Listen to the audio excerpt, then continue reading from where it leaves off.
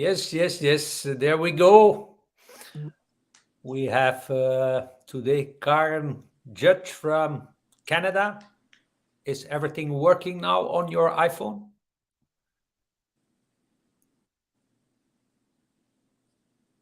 Is it working? You hear me, I can Karen? hear. Yeah, we are live. So, welcome this morning in Canada. How are you doing? Great. The sun is just coming up and it looks like it's going to be a beautiful day. So all's good. Yeah. What time is it there? 7 a.m. 7 a.m. Yeah, and then the sun is there. Here it's like rather cold. The sun's just coming up and it's just absolutely gorgeous. You can see it coming in.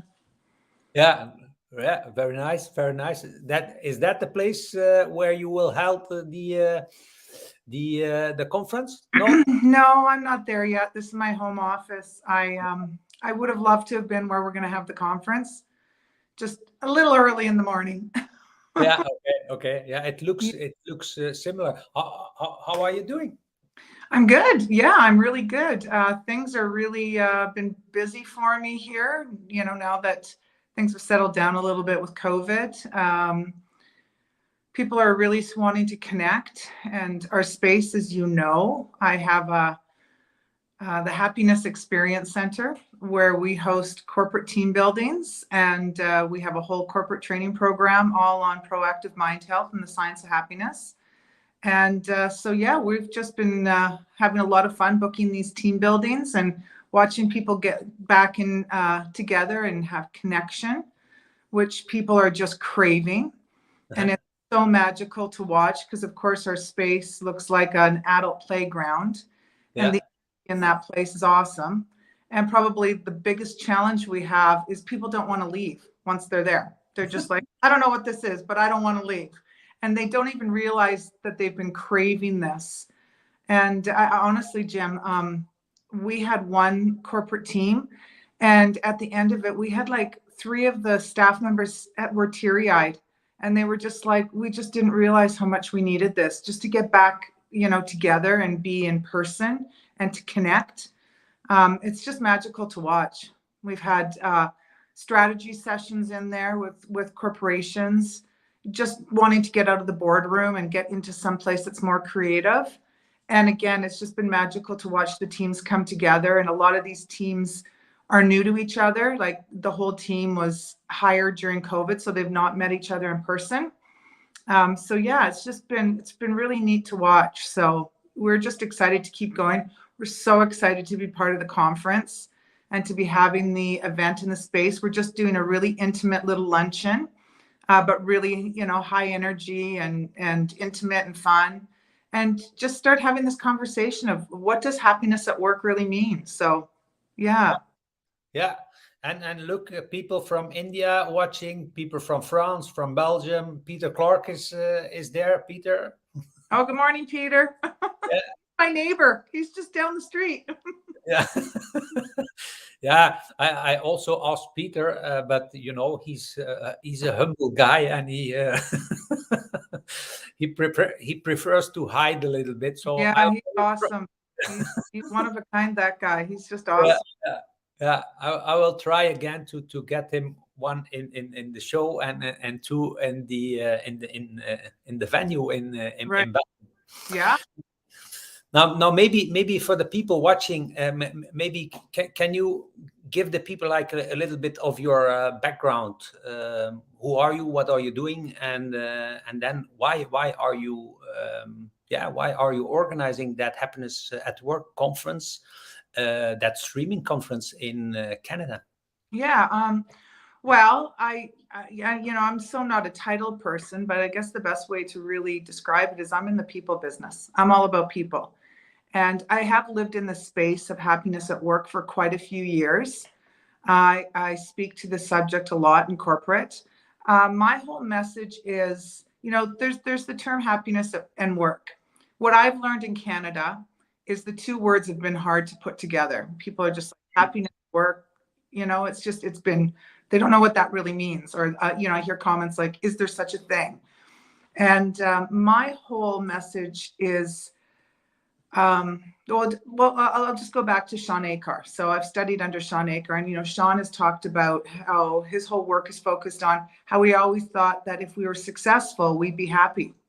And his research proves that actually it's the other way around. Happiness is the precursor to success. So a happier brain is more engaged, it's more creative, innovative, better at building relationships, stronger at sales, just everything. And, I love the work that he's doing. And I just love that he's bringing focus to this. And my work is even goes further than that, because I am all about teaching people about proactive mind health. So that's basically, as I say, I don't really like to use the word mental health. I use more brain health. To me, that is the precursor to happiness, because it's about having the skills and tools to manage your mind, to manage the thoughts in your mind.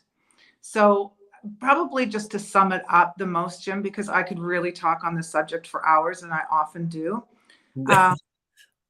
What I've learned, and I've probably been speaking in corporate for close to 10 years now on this subject. When I go in and I start to speak in corporate, I have a thing I call Did You Know? And I play this brain game. And the game allows me to sort of gauge where people are at as far as knowledge on how their brain works and about managing their thoughts, emotions, understanding, I guess, their state of mind, being able to diminish stress.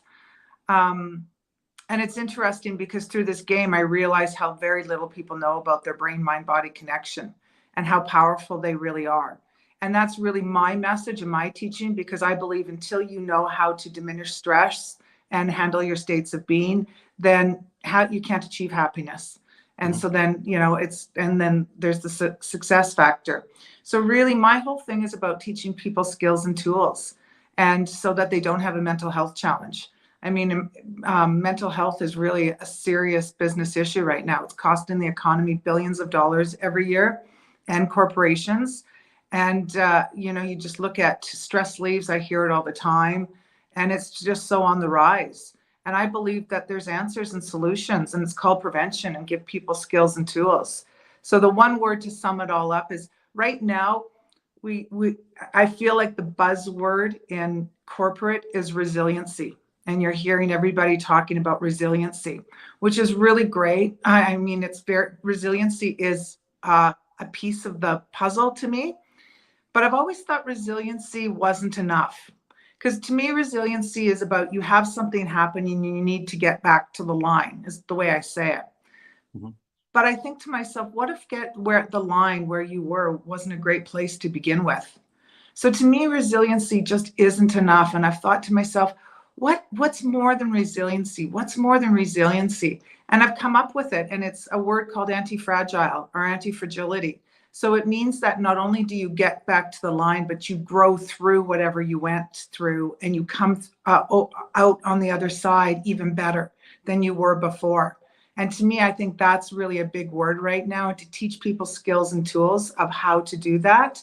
I think it's a game changer. So that's really what my work's all about. I have my book being released this month called Drive Your Happiness. I use the metaphor of driving a car, and I teach people skills and tools so that they can be anti-fragile. So that's what my work, and uplifting people. I like to have fun. I like smiley faces. I like bright colors. I like to create a great, exciting environment, just so the minute people walk through the door, they're having a great time. Yeah. Yeah. Do you need that scientific approach to kind of convince people, and for sure corporate people? Yes, definitely. I think that's exactly it. Just to have the science behind it gets them to start to wake up, I guess, and to start to believe. Because in the end, if it doesn't matter to somebody, then it's going nowhere. And so I think the science really is, it's facts, right? It's science. Either you want to believe it or you don't. And if you don't, I mean, I got nothing. I'm not here to convince anybody, right? It's just, here it is. And so that's really where it's at. And I mean, really with the conference, I'm so excited because you've got just some amazing speakers that I cannot wait to listen to, and just hear like the cutting edge science and the latest research, and just the current and relevant information that we need to know now, especially with COVID. I'm hearing so much, and you and I have had this conversation. And that one time you told me, and I remember that you said, you know, you talk to a lot of these corporations or leaders, and they talk about how they're so busy because they're chasing talent right now. Yeah. And I hear that word, chasing talent, and I think to myself, why don't you attract talent? You know, why don't you just go out and be fabulous? That sounds like, you know, I'm trying to find the love of my life and I'm chasing everyone. Well, who's ever going to fall in love with you? Like, yuck. Like, go be fabulous and attractive, and people are going to come to you, amazing people. And I think what you're doing with your conference is you're going to offer leaders and corporations the opportunity to understand how to attract, and so that you don't have to chase. So, yeah. Yeah, but still there is like resistance from a certain type of companies, because they see like the conference, it's like a threat of what they have right now. They're like the top down structure they created. Yeah, the conference, it's like the new ways of working now. Which speakers are you are your favorites on the conference? Well, I've really taken a shining to Claude Silver. I got to tell you, if you know, if I wasn't doing what I'm doing, I love my job. I would so want her job. I mean, come on, Chief Heart Officer, and just about people. And you know, I've heard her speak. I've heard her talk. I've heard her on Peter. Peter's here. Peter's interviewed her. I'm following her on LinkedIn and watching some of her videos. I just think what they're doing at VaynerMedia is just so leading the way, and such a great example of treating people properly, and where the future is, where we're going. And again, corporations, and I get that, they don't understand. They're still in that unconscious incompetent stage that I say. And it's a hard thing to measure, but until you just really step into it and start doing it and you see the results, it's incredible what can happen. And what they're doing is just, it's about the people. And I think that we're really moving into a people economy, and it's important. And if not, then I guess you're not going to have retention. You'll have turnover, or you'll have unhappy employees. I mean, Gallup poll has done that, and I'm forgetting. I mean, the latest one they did, but what was it, like 63% of employees are not happy at work, and whatever 14 some, but it's like 23% are actively unhappy. And it's you know, the unhappy is pretty high up there, which is you know, important to pay attention to. Very low percent are actually saying they're happy, but it's the the actively unhappy employees you need to watch out for, because they're the ones that are creating a ripple effect and being like the energy vampire in an organization, and trying to get everyone else miserable too. And so, you know, it just takes one person to create change, and to be a role model, and to have that, and to start creating that ripple effect. And everyone's like, what's going on over there? Like, why is that department hitting all their targets? And, you know, nobody's ever sick, and there's no disability leaves because people are stressed out. Like, what's going on there? So for me, and I talk about this too, because a lot of times corporations have a culture. Like, a corporation will have a culture, but then within the culture, they'll have subcultures. And I think to myself, there's no way you can just change an overall culture. It's too much. But take a look at where you are in your organization, and look for those positive outliers, and go to different departments and start to implement stuff and see what happens. And I can guarantee you're going to get results, and the other departments are going to start to go, what's going on over there? And they'll start to all move over slowly. So it's not like there's no quantum leap or just taking it on at once. It's just doing it very slowly and gradually. But it's just powerful what can happen. So. Yeah, and then we have our scientific guy, Tal Ben-Shahar. He will talk about resiliency. He will talk about the main pillars of happiness at work. Are these the two speakers you're planning to stream in your conference? Yeah, exactly. Yeah, we're going to just stream the two. We're going to keep this pretty tight because we're respecting people's time. And then, of course, then everybody will have the live stream link to be able to watch the rest of the conference for up to 7 days after. So they can, you know, just in their own time, take it in notes. We just really, again, want to bring some leaders together and start this conversation. You know, meet people where they're at, because that's what it's all about, and help to raise them up. and get them to understand why this matters and it's important, and just get them going. And Canada really, I mean, I've, like I said, for 10 years, really been trying to get this happiness and work piece going here. And it's been it's been tough. It's been tough to get people to really think that it matters. But because I've researched it and I know the science, I'm not giving up, because it's just powerful. No, at some point the switch is going to flick, and things are going to turn, and it's going to be amazing when it does. So you just find the ones out there that really care and see what happens, right? Just organically grow. Yeah. Now, due to the time reference, you will stream the day after the event. How is the day looking like? How do you start? Where do you finish? In the meantime, you show 2 keynotes.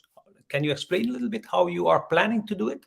Yeah, so we're doing it the next day, because of course people would have to get up at midnight or 3 a.m. to, watch it live. So it'll give us a chance as well to watch all the, I'm personally going to watch it live the day before. And then the next day we're just doing a luncheon in the space, and we're doing it from 11 to 2:30. And people will just come in, and we'll have a welcome reception and a little conversation, and we're serving a food for mood lunch, because that's what I do too. I teach people to eat for their brain and their gut. So we're serving like a really delicious lunch that's just really going to be good for your brain and your health, and talk about that. And then we'll watch the speakers, and then we're going to have a Q&A after, and that's it. It's that simple. And Yeah, and you are one of the examples for the rest of the world of spreading the message of this beautiful conference. Now, where is your drive coming from? Why are you so interested in happiness, and where you keep talking and doing things for other people's happiness? Where's your drive coming from? Well, I don't think, to be honest, my drive doesn't really come from corporate. My drive comes from people. And I'm so passionate on such a mission to change the conversations and outcomes around mental health through proactive mind health and the science of happiness. I've been researching the brain-mind-body connection, and there are so many answers out there. And it just so happens that what I do relates to this piece with the corporate. So really, it's really more the people piece that I'm so passionate about. And it just so, I see this opportunity as well in corporate to bring this in. So as I always say, and, I should probably be careful, but I wear my heart on my sleeve, and I don't BS, and I say it the way it is. But when it comes down to it, I don't really care whether or not a company makes more money or not. I care about whether or not they're treating their people. And if they treat their people right, the result is going to be they will have a stronger bottom line. It's just that simple. It's about the people. I care about people. Yeah, and how important is that? Let's say professional happiness for mental health. Well, definitely it is, because I'm all about making proactive mind health part of corporate culture. So you hear a lot of companies, and they'll be like, "Oh, it's Mental Health Week. We brought in a speaker. We did this." I'm like, no. This isn't a checkbox thing. This isn't a one day a year thing. This is every day. How are you supporting your employees' mind health, as I say it? So it could come down to the fridge in the staff room. Is it full of pop? Well, get that out of there, because the brain hates sugar. Do you have plants in your space? What's your energy like? Do you have a safe space for people to go to just power up if they're feeling stressed? Can they come to a leader and have a conversation? It's just so vast of what I talk about. And if a person has that ability to feel that way, then the outcome again is going to be that they're going to be mentally healthy and ultimately happy. So again, I just see it as the precursor too. Yeah, and in your book, Drive Your Happiness, what's in it apart from the things that you were telling us?